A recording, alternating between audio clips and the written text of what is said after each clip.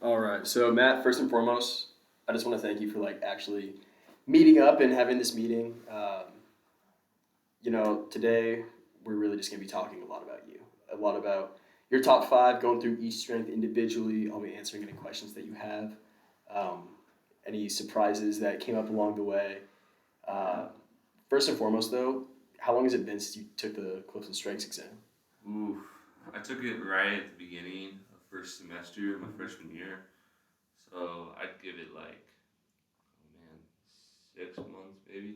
Okay. So I'm pretty rusty on my Clifton strengths. So Yeah, hey, no worries. I totally get it. Yeah, went ahead and printed off your strengths report for you just to make sure that they've got them back through your mind and all that. yeah, But yeah, so before we start getting into that, I just want you to know that this is just a you and me conversation. I'm not going to be taking what you say and like running off and telling professors or anything. Like this is for your growth only. So just want to clear the air on that. But honestly, I just want to get to know a little bit more about you before we start coaching. So awesome. first and foremost, I know that you're a freshman, but what's your major? So I'm a freshman from Columbus. I'm studying agricultural economics here at Kasner, and I'm in a fraternity here on campus. I'm also in a few clubs. I'm in the Farm Bureau Collegiate Club. I'm also Sammy Superheroes, which is a nonprofit for kids with childhood cancer.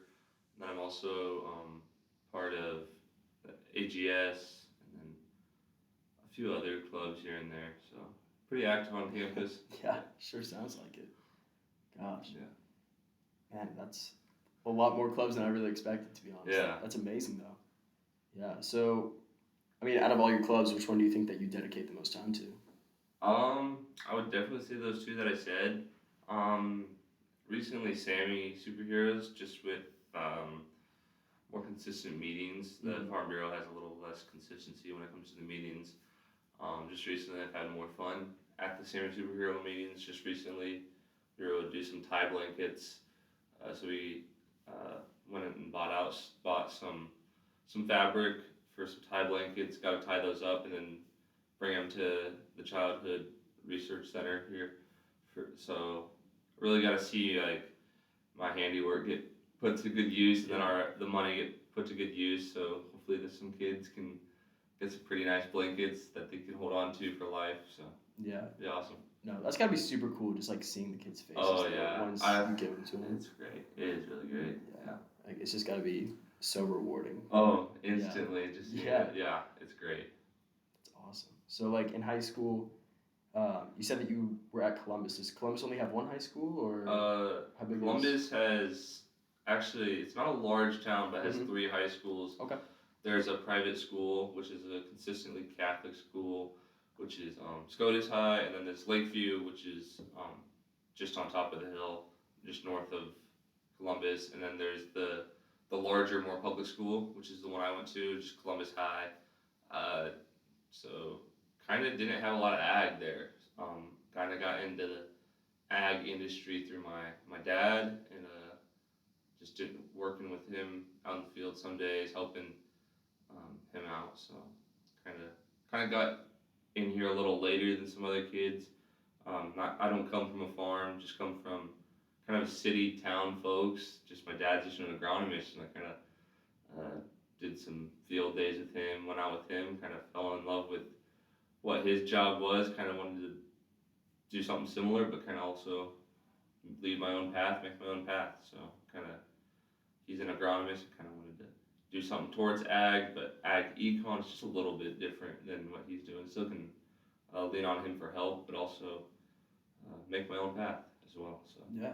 No, that's awesome. Like taking what your dad does, but also making it your own. yeah, You know, that's exactly. yeah, it's amazing. So while you're at Columbus High, did you do like any sports, any clubs, anything like that? Yeah, I was active around Columbus. Definitely my 4-H club. I showed goats, chickens, bucket calf 1 or 2 years. So that just helped with like speech, and then also that was another leading factor getting me into the ag industry. And then I did baseball since I was 8 years old, so grew up playing baseball my whole life. Really enjoyed that. Played on the high school team there as well as the Legion team there over the summer, and then I just ran cross country Okay. just for fun, man. Keep in Just shape for over fun. just to keep in shape since there's not a long season for baseball, and once that season's over, need something to fill in the gaps in between Yeah. baseball seasons. So uh, found some pretty good friends, made some lifelong friends I still talk to today out of cross country. So that turned out to be pretty great. So Awesome. yeah, Yeah. What position were you for baseball? I was mainly an outfielder. Gotcha. Jumped around a lot, all the way up till high school year. I played outfield, and then freshman year of high school, coach saw some potential in me, put me at short. So I started playing short, played that till sophomore year, and then some younger kids came in that are a little quicker in the hands than me. Noticed that I had some speed in the outfield, had some good baseball knowledge when it came to getting a jump on the ball. So jumped out to left field, and then I just for the rest of my high school year bounced around left, center, right field towards the end. Just with getting older, a lot of kids know hit that backside more Mhm. often, so covered up the right field towards the end there. Yeah, for sure. Yeah, no. When I played baseball, I was an outfielder and a pitcher when my coach was feeling really risky. Really, So, yo, yeah. I So could I never get it. pitch. I went in one game when I was a sophomore. I Yeah. pitched against Creighton Prep, and Oh, I threw some fastballs pretty good, yeah. and then curveball wasn't working. I hit two Yeah. kids in the head back to back, and the Creighton Prep dugout started calling me headhunter, and that was the first and last time I ever pitched in high school. So Oh God, having to yeah. pitch against prep though. Oh That's, yeah, the Creighton oh, Prep that's was not terrible. nice. That's terrible. That was yeah, that Yeah. wasn't helpful at all. But I don't think that was the main issue when it came to that. It was mostly the balls to the head that kind of dug my own grave at that one. Yeah, yeah, no, Yep. that's definitely not a great start. No. Yeah. All right, so transitioning to clips and strengths a little Yeah. bit. So I know it's been a second since you've taken a look at your top five, but Yeah. did you have any like initial surprises or anything that really caught your eye when you took that clips and strengths assessment? And now that you've got it right in front of you again. Man, when I first looked at it, I completely did not agree with it. I obviously had my doubts, Yeah. obviously all those like areas, and I'm like, oh, they're so general that it's gonna fit anybody. But then I just really started to get into it and reading through these once again right now, and I'm just really like seeing how like well I connected to a lot of these and how well it really kind of picked me apart. So yeah, I was surprised when I look at it again today how well some of these, especially my number one, just like reading this consistency and then interested in groups interest over just my individuals. I really do that all the time. I always try to fit into the groups instead of just picking out people. So yeah, and then just the harmony. I could almost put that in my one spot when I was really looking at. I can just anything to get away from conflict and try to seek grounds of agreement. It's just exactly what I try to do every day. I just try to stay as far away as possible from conflict, and that's just so true. So yeah, I really think they got it head on the nail right there. Yeah, I know that you said that there was a few where you were kind of like, is that really me? Especially like with that first take Yeah. look at it. Yeah, Which one do you think was really the one that kind of caught your eye? Like, are they sure about that one? kind of the communication down. Okay. It's only the five Yeah. spots, so that could Yeah. definitely have changed if I took it again today.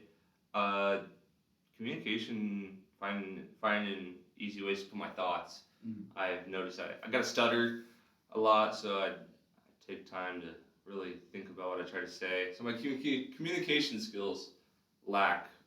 So I didn't know how that one squeezed into my top five. So that one kind of still stuns me today. Okay.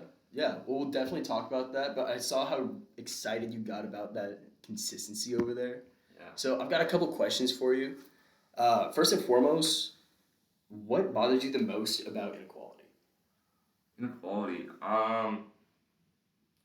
Man, I would just say like what bothers me the most about inequality, kind of like man, it's just like not right to see someone not get the same treatment as what other people would. It bothers me when I see someone get lesser for no reason at all. Mm-hmm. I feel like everybody should be treated the same, no matter what you look like, where you come from, what you sound like. And I just, it kind of pisses me off a little bit when I see something said the wrong way to somebody, or something not given the same chances, just because. I mean, no reason at all really for it. Yeah. Yeah. So usually, how do you react when you see someone get preferential treatment for like zero reason at all? I mean, usually, since I'm not gonna lie, I don't like to say a lot. I'm pretty quiet. Comes down, which aligns with the harmony part of it. Is I try to stay far away from conflict as possible, and that also means I don't like to create that conflict. So when I do see it, I definitely don't agree with it, but I'm not the guy that's gonna go up there and do something about it. Usually, I try to stay away from conflict, and I don't usually try to start the conflict either. So yeah, it's not my best quality. I will say I would say that's not a great quality of mine, but yeah, it's just not something I do usually. Okay. Okay. And we'll definitely touch on that a little bit more when we go to harmony. But so like with that consistency, when you see someone who's getting that preferential treatment, um, I mean, like, do you say anything to like the people that maybe didn't get that preferential treatment? Do you kind of like go to them and say Yeah, anything? yes, I do try to I try to pick them up. I mean, try to just let them know like it's all right.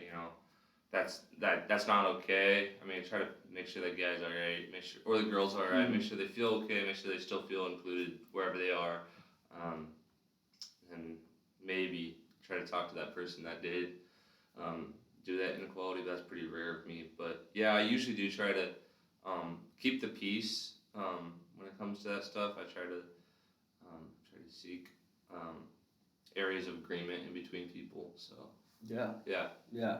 So how do you use your consistency strength just in your social life? Usually I try to use that uh, consistency. I like to crave that stable routine. I like to do something over and over again. So on my computer, I have my classes that I have for the day. I wake up at 7:25 each morning, and I usually don't get out of bed till 7:40. Shower. I just try to do that same routine every morning. Get to my classes, and then follow a routine every day. Just keep that consistency. It keeps my brain kind of on the railroad, keeping it going instead of getting distracted. I'd say I used to get distracted quite easily, so I like to keep that consistency to just keep me on the path. For sure. Yeah. Yeah. So I know that you talked about your routine. So like in a situation where you need to be adaptable, is that kind of hard? Where because like you love that routine so much, is it kind of Yeah. hard to change that up? I wouldn't say it's hard for me to change up my routine. It definitely takes some time to be adaptable. I gotta kind of ease into the new adjustment, but I can get there. It's just it almost is gonna take a little consistency to become adapted completely to that new adjustment. For sure.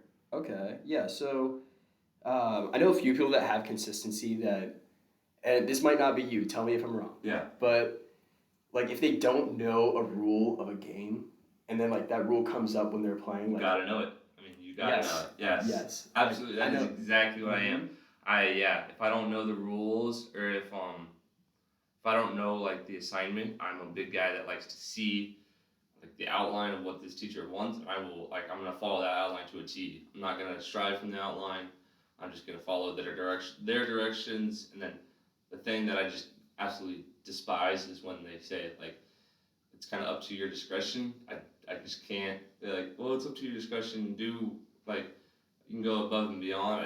I just want to see them tell me if you want an A, you do these steps, and I'll do those steps, and I'll get my A. But if they tell me to get an A, you got to do like what you think is right. That's where I fall Yeah. apart, because I like to see that like set up outline of what I need to do. Yeah, you like Yeah. having those guidelines. Yes, Totally exactly. understand that. Yeah. So, any questions about consistency before we move on? No, no, Okay. All right. So yeah, let's take a step into harmony. So I know that you talked a lot about you don't really like confrontation. You don't really like starting drama. You don't like being in drama. But I'm kind of curious, what strategies do you have to kind of like diffuse situations that you're in, or kind of just to bring agreement in a group that might be arguing? Yeah, that's something I love to do is just try to find that area in the group or just in that area of agreement of it might not be something I like. One that I do just for jokes is like if it's a nice day out and there's an argument, I just try to change the whole subject. Hey, it's a beautiful day out. Has anybody seen like how beautiful it is outside? Just try to, that's something I try to do sometimes. uh, or I try to pull apart the disagreement, try to just separate them. But something I love to do is try to find those areas that everybody can agree on, or try to talk people down off their ledge because some people might have a really I can't think of the name of it, but like strong idea of what something is. Someone might have the complete opposite, but there's always going to be a middle ground, and if someone can just come down from their ledge a little bit and kind of see the other person's side just a little bit, and maybe find an agreement within there. I try to do that as much as possible. Okay.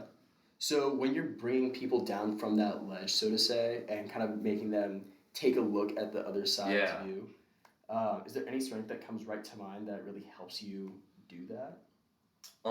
Usually like the communication. That's kind of where my communication skills are generally pretty good. I try to put my thoughts into words. Try to put my ideas into words. Try to find those areas of agreement through my words with each other. So Yeah. that's kind of where my conversational skills peak. I Yeah. would say. Okay. So even just like in something where, say, there's not an argument going on. Let's say you're in a group, and say you're in a group project. Yep. How do you make sure that everyone's perspective and everyone's vision is heard for where that project is going to go? Yeah, as like someone that wants that consistency and wants that organization, in there, I like to take turns. I'm a huge person. I like just be quiet. Let this person speak their mind. We can write it down. Make sure that I'm a big like gotta write it down, and then we see everybody's ideas together, and then it's more like an outline, and you can see these like ideas kind of forming together, and kind of like where these ideas connect. But just in like formal conversation, just in my brain, I try to like take what they said, and like put it together. Try to like just mend their ideas together, and like try to find that middle ground in between them, and then try to just hit on both sides, not try to choose sides. Yeah. Just try to be a middle person in conversations. Yeah. Usually. Of course. So you said something there that really caught my attention. Yeah. Writing down what people say, and like writing down their ideas, that way you can go back and look at it. Yes. Yeah. Okay. I've never heard of someone doing that in like a group project, but that's actually really in the group cool. projects. Yeah. For sure. Yeah. Okay. I might have to start using that. That's actually a really good idea. Yeah. Yeah. But that also does really remind me of your third Cliffs of Strength, context, and being able to take a look back at what someone said and being able to use that for the future. Exactly. Yeah. Yeah. So I know that I kind of gave you that example, but do you see any other examples in your life that you really use context with a lot? Man, just history, man. When it talks about like, I like to think about history. I'm a huge history buff. I like watching those history shows. Straight A student when it came to history. Mm-hmm. So when it comes to bringing up history, I'm a huge believer in to know like there's a saying like if you know history, it won't repeat itself. Yes. I love saying that quite often that the only reason history repeats itself is because we don't learn about it. But if you learn from your history, it's just there's less likeliness of it to repeat itself. Of course, I totally agree. Context is my number one strength, so Really? I fully agree. Yeah, fully agree. Yeah, so most people that I know with context, they always have like one or two specific things in history, or even just an idea that like they could give you a full lecture about it on a minute's notice. So, do you have any like historical things that really stick out to you? Something that I like to talk about pretty often is just I like the wars, man. Like Okay.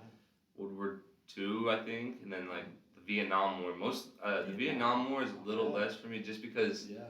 my grandpa served in the Vietnam War, so I've heard lots and lots of stories from him. So I like talking about those, especially when it comes to World War II. That's just a big one. That's like Mhm. if you don't learn about that, that's bound to repeat itself. So I think that's like a huge one for me, just when it comes to trying to learn about that, just so that that kind of stuff won't happen again. Yeah. Because that was awful and it was just a terrible time in just human mankind. I Of guess I don't course. know. Yeah. Yeah. Yeah. So, do you think that you use your context like socially at all, or is that more so just getting stuff done? Man, I can't think of a time I've used it in social aspects. I would say mostly when it comes to just, I mean, if I'm talking about it to somebody or using it in my works or something like that. Hmm. Yeah, I don't know. I Okay. haven't really thought about. I guess it just I don't know if I look back on what I've said in the social context, but Yeah. I might without even realizing it. Yeah. So I kind of think that. I mean, I see little hints of it, especially like with that group project, sort of say. yeah, Like, I mean, I'd say that that's a little bit social, just because like yeah, you're taking what all these people are saying, like you're able to say like, okay, guys, this is what this person said, this is what this person said, like kind of organizing yeah, it like that. yeah, Yeah, kind of. So context, by definition, is more so focused on the past, right? yeah. But do you think that you focus on the past more than you do the present, or Man, how do you I'm see a that relationship? just on like going back to the consistency. Mm-hmm. I don't like to look at the past. I don't like to look at the future. I'm like, we're in the here and now. Like I'm gonna put 98% of my focus on what I'm doing right now, and I'm gonna put like 2% focus on what I'm gonna do in the future. I'm a big like, don't stress about the future. Stress about what you gotta do now, and do this now, and the future will come. Like the future is always gonna be there. So why stress about what's coming? Might as well just stress about what's going on right now. Put all your focus on what's going on right now, because no matter how much you think about the future, you can't change the future. No matter how much you think about the past, you can't change the past. But what you can change, 100% of the time, is the present. You can always change the present. So that's why I like. I'm a huge believer on just don't think about like the fuzz area. I like to think Yeah. about what's like right in front of me all the time. Yeah. Yeah, I mean, you know why they call it it's the present because Yeah, it's a gift, it's good. Yeah. So, how does your understanding of the past kind of help you make those decisions in the present and kind of understand the present? I mean, yeah. Just from what I've learned in the past, just those mistakes, um, just not thinking about the present when I'm in the past, just like clouding up my head with too many ideas at once. There's probably some random medical term for it that you just think about too much at one time.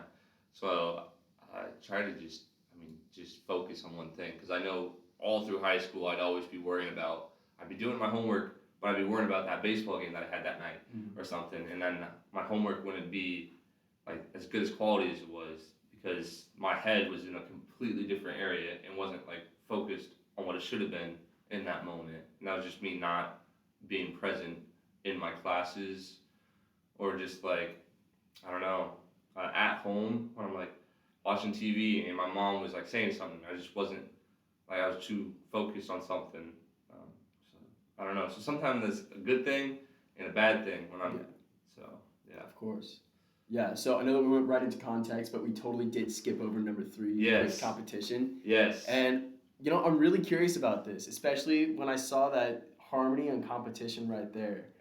I was a little curious about that, so I do want Yeah. to pick your brain. So, with your competition, do you think that you use that more with yourself in setting personal goals, or Yeah, I'm a more comparer. external? I'm a You're a comparer. comparer. I Okay. compare myself to everybody around me. I compare Okay. my goals to people's goals, and I'm like, if my goals are here and people's goals are above mine, I'm striving to put my goals above theirs. I'm a comparer to everybody around me. It's probably terrible to do because, I mean, everybody's gonna be better than you.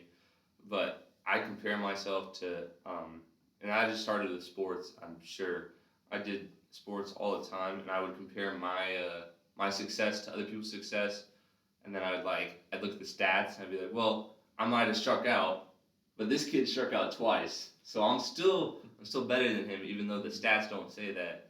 So I'm a huge comparer when it comes to that stuff. And then competition, man, I was a hothead when I was little. My parents could definitely agree with that statement there. I'd be the kid just chucking stuff when I struck out or when I didn't meet those goals that I set in my head.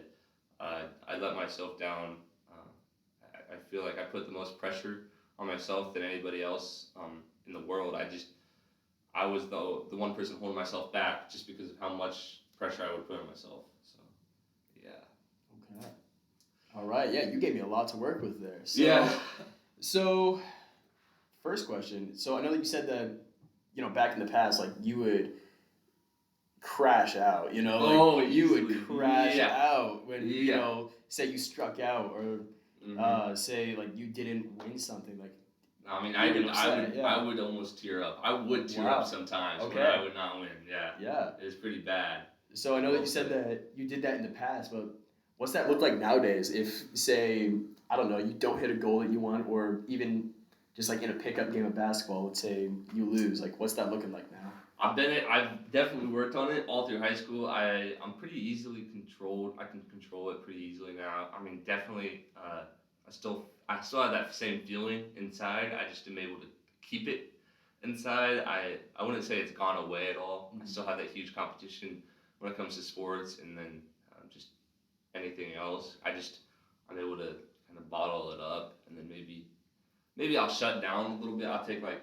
my energy will come down a little bit when I lose. Like I'm usually a pretty excited person. I keep going, but when I lose or when I let myself down, I kind of quiet up, and then I kind of get in my head, kind of like I wouldn't say it out loud. Like used to, I'd be like, "You are the worst player in the world." And I just kind of say it in my head, and which probably is terrible for me to like say that about myself, but I keep it in my head usually. Maybe I'll vent to my girlfriend about it. Yeah. But I don't like to let other people see that side of me because it's ugly. Okay. And I know that when I was younger, it was not a pretty sight. I got kicked out of like PE class before. I flipped off my PE teacher because we were playing like I think it was kickball or something. And I stepped on the base and I was like standing on the base for like 20 minutes because no one was hitting the ball. And I ran home and then like he was like, "Someone's not out," and then like some like chick came up and tagged me. He's like, "You're out. You didn't touch third base." I was like, "Bro, I was standing there." And I just completely crashed out. I think I like flipped him off, and I just walked. He was like, "You're gone. You can just go change." It was like 20 minutes before class ended.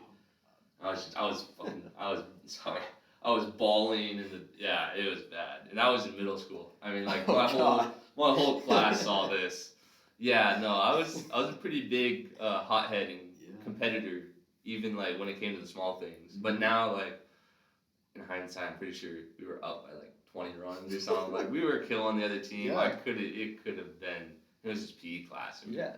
In 5 minutes after PE class, none of that mattered Okay. anymore. So, Yeah. Yeah. It's just like that thrill of the competition. You Yeah, just wanting to be on the gas pedal at all times. I get riled up when it comes to that adrenaline rush. I mean, it just brings it out, brings that competitor out of me. So yeah. Yeah. So that kind of makes me curious. I mean, saying like, "Oh yeah, we were up 20 runs," and I was still that upset. So like, I don't know. Like, do you ever see the value in like running up the score, or are you more of a guy that's like, "I'm up enough. Like, I've hit my goal by enough. I can kind of coast," or is it just like, I mean, that goal I'm just keeps sending it, that goal just keeps rising. If I hit that goal, there's just another goal to reach usually. Yes. I just like to keep. I feel like if I don't have a goal that I'm trying to reach, what am I doing? That's kind of I'm a goal setter and then I'm a goal completer kind of person. If I don't have a goal, then I'm just lost out there. So yeah, even if I meet my goal, then there's just gonna be another goal that I gotta set and another goal that I'm gonna try to reach. So yeah. Okay. Yeah. Does it take you long to come up with those new goals, or is it kind of just like when it comes to competition and the adrenaline? I mean, I get that hit and I'm like I'm on to the next. I can get another hit off this kid or like. But when it comes to like real life situations, especially now in college. I think more methodically, I guess, about my goals. Okay. I try to set them more realistically, or just like try to align them with kind of what my goal, like kind of align them in my life, especially like top goal to like bottom goal, like the goals that are more important to me. I try to align them better. So yeah. Okay. Yeah. So I am a little curious though. So when you don't reach those goals, I know that you kind of said like you kind of keep it in your head. You don't really talk about it a whole lot. Yeah. Does it just kind of sit there in your head? Do you use it for Oh, motivation for the next it just time? sits there, man. It just sits there. Like Okay. NHRI was a huge goal of mine Mhm. when I got to college to join that club, and I have friends in there, and he said that he saw like where I was sitting ranking, and I was just outside of those people that made it. I was just outside of that, and that just since that day, which has probably been a month ago, it just sits in the back of my head like every day. I think about like, man, I was just so close, but I was so far at the same time. I mean, I'll be like applying again next year, but I don't think it's gonna leave my mind till next year when I apply again. So yeah. Yeah. So I'm glad that you're gonna apply again. That's huge. Yeah. Yeah. Especially you didn't hit the goal the first time.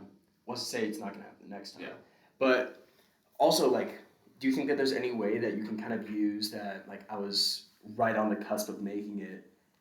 How can I grow? What's that next step? Yeah. Like, is that kind of the mindset, or is it more so just like I was this close? Like, there's no way I'm not this close again. You know? God, I wish I had that first mindset that you talked of, but I really I tend to beat myself up a lot over the losses, especially even the little losses. I beat myself up a lot over those instead of trying to move on to the next, which kind of definitely holds me back when it comes to my goals, like seeking.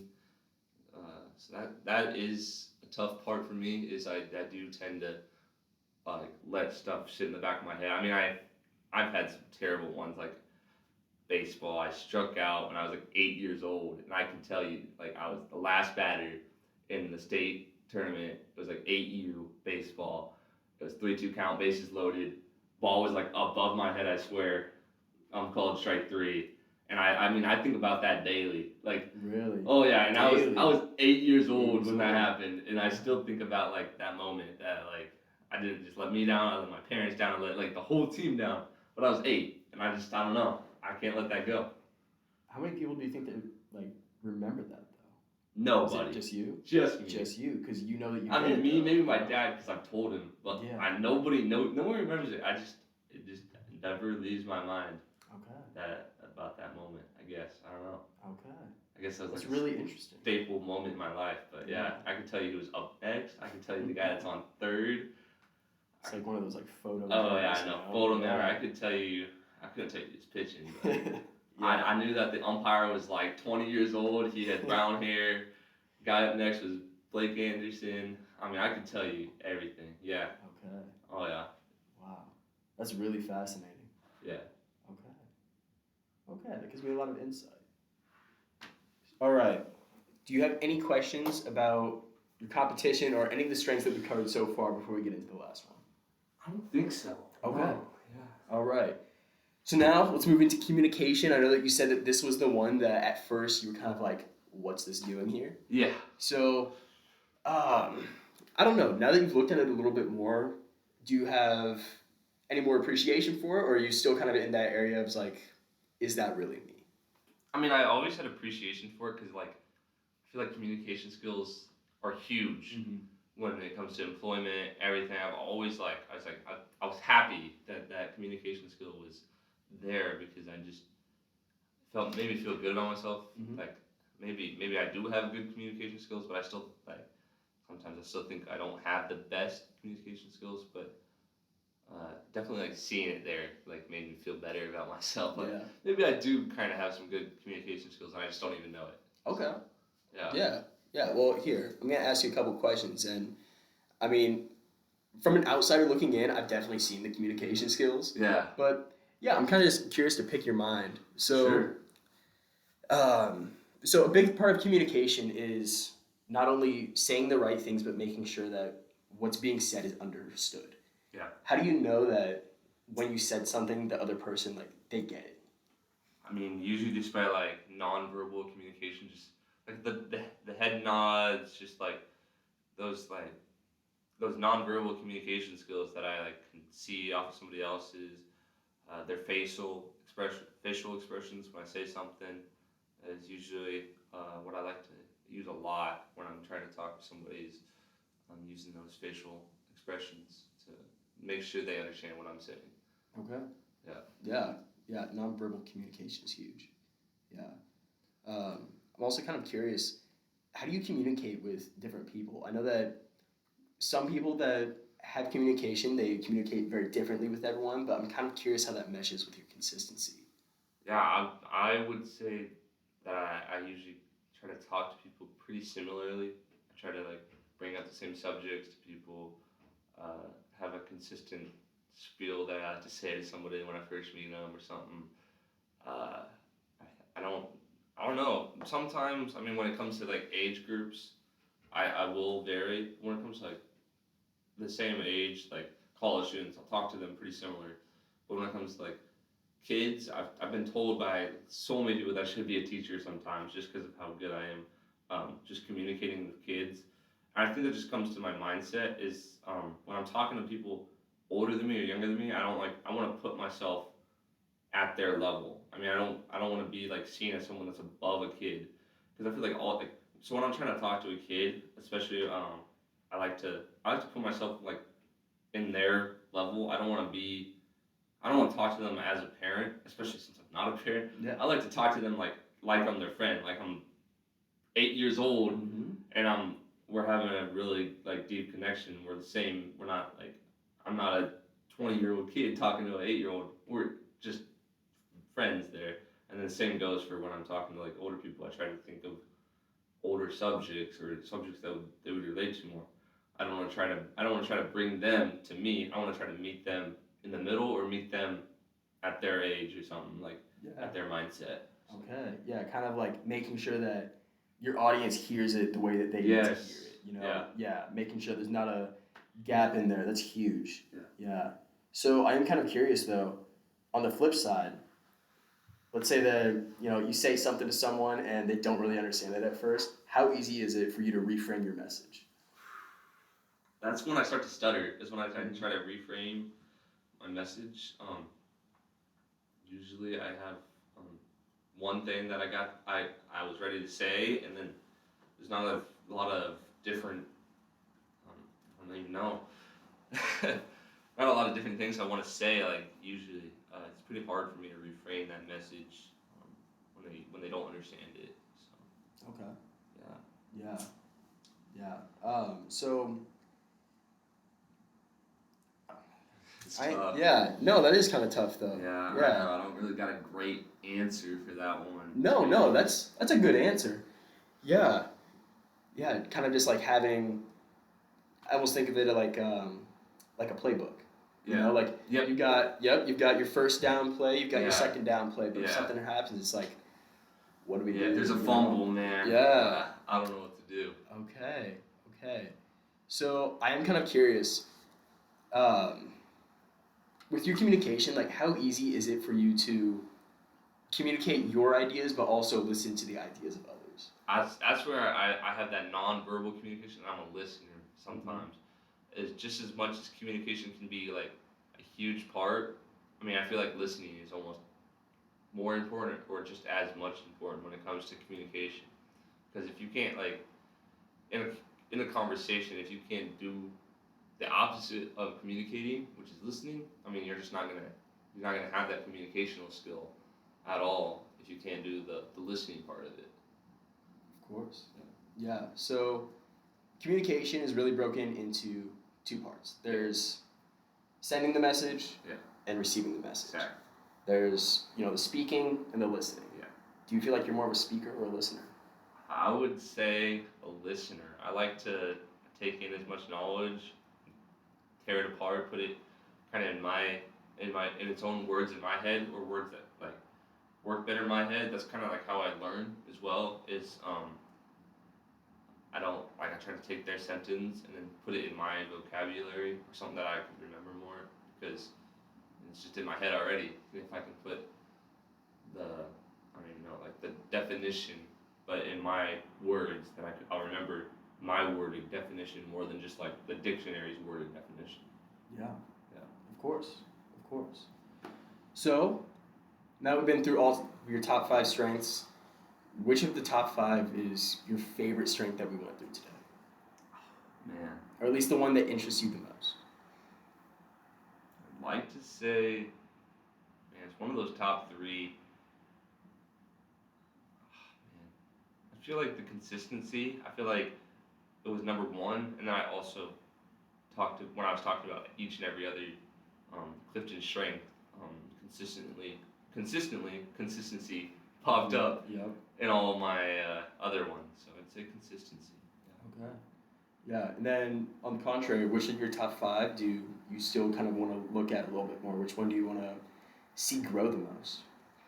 I'd love to see that communication skill bump up to the 3 or 4 spot. Obviously, I think that just comes with listening a lot more, and then just practicing communication skills, just like this. Just practicing those communication skills. One-on-one is where I struggle a lot. Usually in groups, I'm able to have a short conversation, but I would say that I'd like to grow just in the deep talks when it comes to talking to people and trying to almost pick their brain apart and try to get into somebody else's brain and try to learn more about them is where I struggle. Is these one-on-ones. So I'm not good at those one-on-one conversations. Okay. Yeah.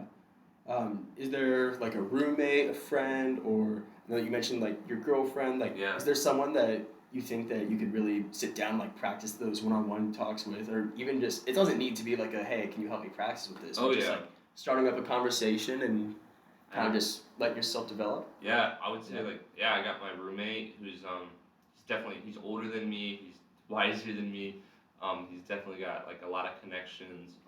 He's a great communicator himself, and there's just so much I could learn from my roommate. And then also, my girlfriend kind of has those qualities that he lacks. She's more compassionate. She's a good listener. Really thinks out what her next words are going to be very well. So. Okay. Yeah, very articulate. Yeah. So to say. Yeah.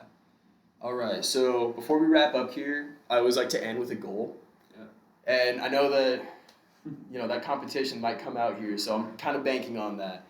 But for that communication, try and focus on having those one-on-one conversations with your roommate and your girlfriend, and just try and focus on growing just a little bit. It doesn't need to be, one of those conversations that you look back on in 20 years and you're just like, oh, like that was the moment. It doesn't need to be that. We're not hitting home runs. Walks are okay. It's okay. Like, take it pitch by pitch. But just try and like improve just a little bit on that. Try and, communicate a little bit more. And I know that you want to focus on that listening. So even if that's just going to a topic that that they can just ramble on about and it gives you a chance to listen, that's a great listening and learning opportunity. Yeah. But Matt, any questions for me before we wrap it up? No, honestly, this is great. Great conversation. I've learned more from this than I honestly thought coming into this than I would. So this has been great. Yeah. That's what I love to hear. Yeah. Well, thank you very much, Matt. Awesome. I really look forward to seeing you soon.